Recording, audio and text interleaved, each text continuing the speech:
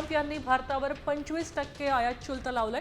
भारतीय वस्तूंवर 1 ऑगस्ट पासून 25% आयात शुल्क भरावं लागणार आहे। अमेरिकेचे राष्ट्राध्यक्ष ट्रम्प यांनी ही घोषणा केली आहे, त्याच्यामुळे आता भारताला याचा फटका बसणार आहे का हा प्रश्न उपस्थित होतोय।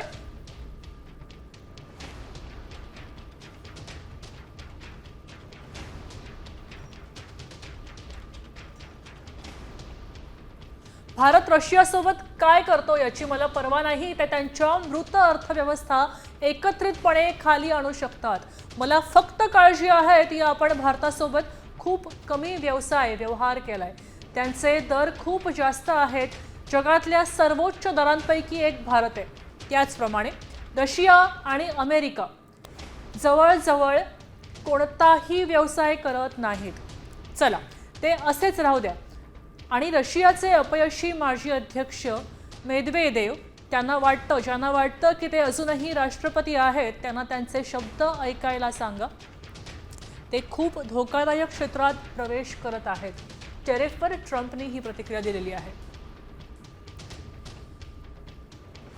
आता isakal.com आहे देशातील नंबर 1 ची मराठी न्यूज वेबसाईट। प्रत्येक अपडेटसाठी isakal.com ला नक्की भेट द्या।